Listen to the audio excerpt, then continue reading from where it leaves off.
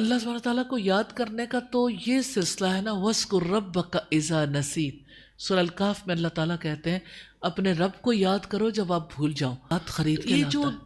تو جب ہم اپنے لیے ایسی ایکٹیویٹی اپناتے ہیں کہ اس میں ہمیں اللہ تعالیٰ یاد ہی نہ آئے گھنٹوں، تو ظاہر ہے کہ پھر اندر تو انگزائٹی ہوگی نا. تو نیکی کی باتوں کو دوسروں تک پہنچاتا رہتا، اس کے ذہن سے نیکیاں ختم نہیں ہوتی اور باتیں بھولتی نہیں. یہ تب بھولتی ہیں جب ایک انسان سٹور بن جاتا ہے. تو سٹور میں تو بہت ساری چیزیں گم ہو جاتی ہیں، دب جاتی ہیں. نیکسٹ کوشچن ہے، عائشہ اسجد پوچھتی ہیں کیا دل کا خالی پن اور سکون نہ ملنے کا احساس روحانی کمی ہے یا ایموشنل تھکاوٹ، اور اس صورت میں انسان اپنے ایمان کو دوبارہ کیسے زندہ کرے؟ مجھے ایسا لگتا ہے کچھ لوگ جو ہیں وہ زیادہ جو ہے، آپ ایکسپیرینس کر کے دیکھیں کہ اگر آپ کو 2 گھنٹے 3 گھنٹے بالکل ماحول سے کٹ آف ہو کے بالکل آپ رائٹ کام کر رہے ہیں، نیکی کا کام ہے، کمپیوٹر پہ کام کرتے رہے، اچانک آپ جب 3 گھنٹے 2 گھنٹے کے بعد ارد گرد کے ماحول میں کچھ کرنے لگے تو آپ فیل کرتے ہیں کہ آپ کا دماغ خالی ہے، سناٹا ہے. تو ہمارے بچے جو کنٹینیوسلی کمپیوٹرز پہ کام کرتے ہیں ان کو یہ سناٹے ایکسپیرینس کرنے پڑتے ہیں. اللہ سبحانہ تعالیٰ کی کتنی بڑی رحمت ہے. نمازیں، یعنی آپ یہ دیکھیں کہ ظہر کی نماز کے بعد عصر کی نماز جلدی آ جاتی، پھر عصر کے بعد مغرب کے بعد عشاء.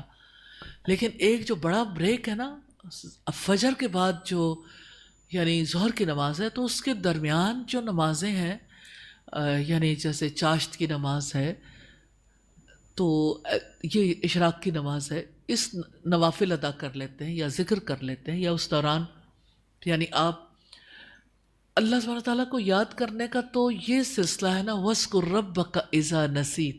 سورہ الکہف میں اللہ تعالیٰ کہتے ہیں اپنے رب کو یاد کرو جب آپ بھول جاؤ. تو یہ جو کیفیت طاری ہوتی ہے نا کہ انسان بالکل گم ہو گیا ارد گرد سے، تو اللہ سبحانہ تعالیٰ ایسی کسی کیفیت کو الاؤ نہیں کرتے. سورہ لقمان میں فرمایا کہ لوگوں میں سے کوئی ایسا ہے جو غافل کر دینے والی مصروفیات خرید کے لاتا ہے. تو جب ہم اپنے لیے ایسی ایکٹیویٹی اپناتے ہیں کہ اس میں ہمیں اللہ تعالیٰ یاد ہی نہ آئے گھنٹوں، تو ظاہر ہے کہ پھر اندر تو انگزائٹی ہوگی نا. تو آپ ایک مسلمان کو دیکھیے، اس کا تو اللہ کی یاد کا یہ سلسلہ ہے. آپ کوئی کام کرتے ہیں، آپ کہتے ہیں انشاءاللہ السلام علیکم، یاد ہے نا. یاد کرنے کے کتنے خوبصورت طریقہ ہے. آپ اٹھتے ہیں، آپ کہتے ہیں اللہ اکبر، سبحان اللہ، ماشاء اللہ. کسی کام کو شروع کرنے لگے بسم اللہ، ختم کرنے لگے الحمدللہ. اچھا، یہ چیزیں جو ہے نا یہ اللہ تعالیٰ کی یاد ہی کے سلسلے ہیں. تو جب آپ اٹھتے بیٹھتے رسپانسز آپ کے کلیئر رہتے ہیں. مجھے ایسا فیل ہوتا ہے لوگ سلام کو بھی چھوٹا سمجھتے ہیں جی. یعنی اگر اپنے ارد گرد والوں کو سلام ہی کرتے رہے نا تو کم از کم اندر اتنی ویرانی نہیں آئے گی. تو جب آپ پورے ماحول سے ڈسکنیکٹ ہوتے ہیں اور آپ ایک کام میں کھو جاتے ہیں، اس کی وجہ سے آپ کے اندر خالی پن پیدا ہوتا ہے. یعنی ایک مسلمان کے لیے رسپانسز آف اے مسلم بھی بہت ضروری ہیں. بہت. اور مومن تو ویسے بھی کیئرنگ ہوتا ہے، شیئرنگ ہوتا ہے، مطلب اپنے انوائرمنٹ کے حوالے سے بھی بڑا. اور پھر یہ جو ویکیوم کریٹ ہوتا ہے نا، اس میں بھی اللہ کو یاد کریں. اور آپ 2 منٹ کے لیے، پھر جب 2-3 منٹ بھی کٹ آف ہو کے آپ ذکر کرتے ہیں نا، آپ کی کیفیت فوراً بدل جاتی ہے. لیکن اونچی آواز سے آپ ذکر کرتے ہیں یا آپ دل میں بھی ذکر کرتے ہیں، آپ کی کیفیت بدلتی ہے. تو ضرور جب بھی موقع ملے سبحان اللہ، الحمدللہ، لا الہ الا اللہ، اللہ اکبر، استغفر اللہ، لا حول ولا قوت الا باللہ، الحمدللہ. اور استاذہ ایک بات آپ ہمیشہ کہتی ہوتی ہیں، خدمت کر مخدوم تھی سے. جی. یعنی انسان ایک دوسرے کے لیے ذرا کیئرنگ ہوتا ہے. ابھی جیسے ہمارے بچے بھی ہیں گھر میں، اور بہت مائیں یہ کمپلین کرتی نظر آتی ہیں کہ بچے اب آئسولیشن میں زیادہ رہنا پسند کرتے ہیں، ڈارک لائٹس رکھتے ہیں، بلا وجہ رشتہ داروں سے ملنا نہیں چاہتے ہیں، ورک پلیسز پہ وجہ کے ساتھ بھی نہیں ملتے، یعنی مشکل ہوتا ہے. دیکھیے یہ جو بات آپ نے کہی نا فائزہ، آئسولیشن کی، یہ اصل بیماری ہو گئی ہے. ہر کسی سے ڈسکنیکٹ ہو کے آپ سوچیں ایک گاڑی میں 5 لوگ ٹریول کر رہے ہیں گھر کے، 5 کے پاس موبائل ہیں، 5 اکٹھے بیٹھے ہیں، یہاں سے اسلام آباد پہنچ گئے، کسی نے ایک دوسرے سے بات ہی نہیں کی. ایسا اکثر دیکھنے میں آیا. اور آپ دیکھیں، اور پھر ہم کہتے ہیں ہم کسی کی پرسنل اسپیس کو ہٹ نہیں کرتے. ہاں، پرسنل اسپیس کو ہٹ نہیں کرتے. تو آپ دیکھیں کہ تعلق کہاں رہ گیا. کنیکٹیوٹی کہاں ہے؟ یعنی آپ یہاں بیٹھے تعلق ہے کسی دوسرے ملک میں کہیں کسی اور جگہ اگر پہ. کوئی انٹرفیئر کرتا ہے اس سے زیادہ اس کو پھپھو بنا دیتے ہیں. ہاں صحیح. دیکھیے everyone knows the character of a پھپھو. نہیں, کیریکٹر آف پھپھو جو ہے نا, مجھے لگتا ہے اس میں ہم ساری سوسائٹی شریک ہے. جی بالکل. کیونکہ آپ دیکھیں ایک رشتہ خراب ہوتا ہے نا, تو آپ میں سے کون پھپھو نہیں ہے؟ ہر کوئی ہے. لیکن پھپھو کی جب بات آئے گی نا تو لگتا ہے کوئی اور پھپھو ہے. اچھا, اب وہ پھپھو کا کیریکٹر اتنا زیادہ بگاڑ دیا گیا. میں کہتی ہوں اس سے بڑا تیشہ کیا ہے کسی سوسائٹی میں, کسی کے پاس کیا ہے کہ وہ اتنا بڑا تیشہ چلائے. اللہ سبحانہ تعالیٰ کہتے ہیں وَيَقْطَعُونَ مَا أَمَرَ اللَّهُ بِهِ أَن يُوصَلَ, کہ وہ ان رشتوں کو کاٹ ڈالتے ہیں جن کو اللہ تعالیٰ نے جوڑنے کا حکم دیا. تو یہ بھی کاٹنے کا ایک طریقہ ہے. سوشل میڈیمز کے تھرو کس طرح سے رشتے کاٹے گئے. کبھی یعنی پھپھو کا رشتہ ہے, پھر خالہ کا آ جائے گا, پھر کہیں کسی اور کا آ جائے گا. صحیح. تو کون ہے ایسا جو یعنی رشتوں کو جوڑنے کی کوشش کر رہا ہے؟ تو رشتے تو جڑنا مانگتے ہیں نا. رشتہ داری نے اللہ سبحانہ تعالیٰ کے سامنے فریاد کی تھی, تو اللہ تعالیٰ نے اسے جواب دیا تھا کیا تم اس پہ خوش نہیں ہو کہ جو تم سے جڑے میں اس سے جڑوں گا, اور جو تم سے کٹے گا میں اس سے کاٹ لوں گا, کہ میں اس سے تعلق نہیں رکھوں گا, وہ میرے سے بھی ڈسکنیکٹ ہو جائے گا.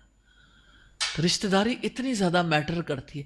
لیکن جب پھپھو پہ میمز بنتی ہیں نا, تو اس وقت کون سا مسلمان ہے جو کہتا ہو کہ رشتہ داری کٹ رہی ہے, کہ رشتے پہ تیشہ چلایا کسی نے؟ وہ کتنا بڑا مجرم ہے, کرمنل ہے جو ایسی میمز بناتا ہے. اور اب سوچیں کہ جو دیکھتے ہیں وہ ساتھ نہیں دیتے, وہ بھی تو ساتھ دیتے ہیں. اور میں نے دیکھا کہ ہر ریلیشن ہی تھوڑا سا, میں نے دیکھا مائیں بھی اپریشیٹ کرتی ہیں.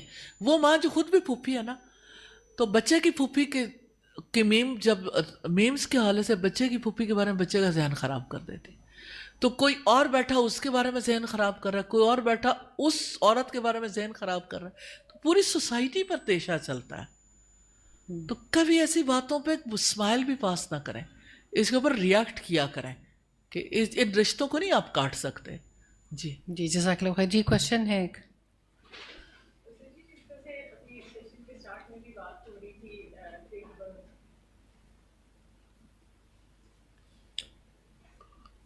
Big bird of the storm, ہم اپنے ہیروز کو دیکھتے ہیں, پروفٹس کو اور اسلاف کو. تو یہ ہے کہ جی کیا یہ درست ہے کہ رسول اللہ صلی اللہ علیہ وسلم نے جب تربیت کی تھی تو مکہ میں عقیدہ اور عبادات اس کی بیس بن گئی تھی صحابہ اکرام کی, اور جب وہ مدینہ میں آئے تھے آپ صلی اللہ علیہ وسلم ترغیب دیتے ہوئے نظر آتے ہیں کہ اگر تم جہاد کی پہلی صف میں لڑو گے تو اتنی ہزار عبادت کے سے زیادہ بہتر ہے. علم سکھانے کے بارے میں بھی, دعوت دینے کے بارے میں بھی, تو کو ریلیٹ کر کے بتاتے ہیں کہ اتنی نوافل ادا کرنے سے بہتر ہے, اتنے روزے رکھنے سے بہتر ہے. تو ہمیں کہیں یعنی عقیدہ اور عبادت کی وہ جو بیس اتنی اسٹرانگ ہونی چاہیے, اس میں کمی ہوتی ہے جس کی وجہ سے ہم اسٹرانگ نہیں رہ پاتے. ڈرابے اچھی بات کہی آپ نے. بات یہ ہے کہ نماز تو فرض ہوئی مدینہ میں آ کے, آلموسٹ مکی زندگی کے آخر میں نا. روزہ مدینہ میں آ کے فرض ہوا, آپ کا حج مدینہ میں آ کے فرض ہوا, آپ کی زکوٰۃ مدینہ میں آ کے فرض ہوئی. مکی زندگی میں اصل میں جو کام ہوا تھا وہ عقیدے پہ ہوا. اس کے ساتھ ظاہر ہے کہ صلہ رحمی بھی ہے, باقی معاملات بھی, لیکن عقیدے پہ, اللہ کی ذات کے ساتھ ڈیپ کنیکشن پہ, مضبوط تعلق پہ, آخرت کی مضبوط جواب دہی, اور رسول اللہ صلی اللہ علیہ وسلم کی ذات پر یقین بحیثیت رہنما کے مان, اور قرآن مجید کے ساتھ تعلق, اور پچھلی الہامی کتابوں کے ساتھ, اور فرشتوں کے ساتھ, اور اللہ کی تقدیر پر ایمان. یہ چیزیں تھیں جن کے اوپر زیادہ ورک ہوا. تو عقیدہ فاؤنڈیشن ہے نا. اور دوسری بات یہ جو آپ نے کہا نا big bird of the storm, یہ صرف نبی نہیں تھے. کوئی بھی big bird of the storm ہو سکتا ہے جو نبیوں کے راستے پہ چلے. طریقہ کار ہے یہ کہ آپ, اللہ تعالیٰ نے ہمارے لیے مثال رکھی ہے جانوروں میں بھی, پرندوں میں بھی, جو بھی ان ساری آندھیوں طوفانوں میں, فتنوں میں ان سے اوپر اڑ جاتا ہے. تو اس کے لیے بچنے کا سامان پیدا ہو جاتا ہے. جیسے ایسا اکثر ہوتا ہے کہ کوئی لاجک ایسی مل جاتی ہے، جیسے آج یہ بہت موٹیویشنل بات لگی الحمدللہ، تو آپ کچھ عرصے تک ہر بات میں وہ آپ کو ایک لاجک ملتی ہے، ایک روشنی، ایک دلیل، لیکن کچھ عرصے کے بعد وہ والی چیز پیچھے چل جاتی ہے. ہونا تو یہ چاہیے کہ اس سے زیادہ بہتر آ جائے، آپ اگلے اسٹیپ پر چلے جائیں، اس سے زیادہ بہتر پھر اگلے اسٹیپ پر چلے جائیں، تو وہ سر جی یہ نہیں ہو پاتا. مطلب وہ دلیل موٹیویشن کا باعث بنتی ہے آپ کے لیے. دیکھیں یہ ایک مائنڈ سیٹ ہے جس میں ایک نئی چیز جگہ لیتی ہے نا تو پچھلی چیز نکل جاتی. بعض اوقات یہ کہ آپ اس کو ضرور چیک کریں. سم ٹائمز ایسا ہوتا ہے کہ آپ نا قیمتی چیزوں کو سنبھال کے نہیں رکھتے ہو. مثال کے طور پر دیکھیں، جس کو عادت ہوتی ہے نا کہ اپنے جیولری سنبھال کے رکھنی ہے، پیسہ سنبھال کے رکھنا ہے، آپ نے اپنی پراپرٹی کے پیپر سنبھال کے رکھنے ہیں، آپ نے ڈاکومنٹ سنبھال کے رکھنے ہیں، تو آپ دیکھیں کہ بچپن سے چیزیں سنبھال کے رکھنی سکھائی جاتی ہیں نا بچوں کو، تو اس کی وجہ سے آپ کو نیکیاں بھی سنبھال کے رکھنے کی عادت ہو جاتی ہے، وہ بھی سیکھنی پڑتی ہے، اور اس کو زندگی بھر ساتھ لے کے چلنے کی بھی عادت ہو جاتی.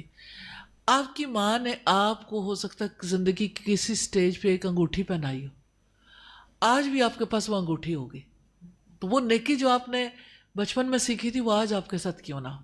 وہ چیز جو آپ کے لیے ایک دفعہ موٹیویشن بنی وہ آئندہ کیوں نہ. ہاں یہ ہوتا ہے، مدھم ہو جاتی ہے، کبھی ایک چیز ایک وقت میں بہت متاثر کرتی ہے، پھر وہ جب موقع آتا ہے تو وہ پھر پاپ اپ ہو جاتی ہے، وہ اندر ہی ہوتی ہے لیکن پاپ اپ ہوتی ہے. تو جو انسان نیکی کی باتوں کو دوسروں تک پہنچاتا رہتا ہے اس کے ذہن سے نیکیاں ختم نہیں ہوتی اور باتیں بھولتی نہیں. یہ تب بھولتی ہیں جب ایک انسان سٹور بن جاتا ہے، تو سٹور میں تو بہت ساری چیزیں گم ہو جاتی ہیں، دب جاتی ہیں. جی دب جاتی ہیں. دب جاتی ہیں. ہاں، تو اسی لیے اللہ تعالیٰ نے امت مسلمہ سے یہ کام لیا ہے کہ وہ جو بھی یعنی خیر اور بھلائی کی چیزیں ان تک پہنچیں وہ دوسروں تک پہنچائیں. تو جو تذکرہ کرتا ہے نا، ان ھذہ تذکرہ کرنے والے سے وہ چیزیں نہیں چھوٹتی. جزاک اللہ خیر استاذہ.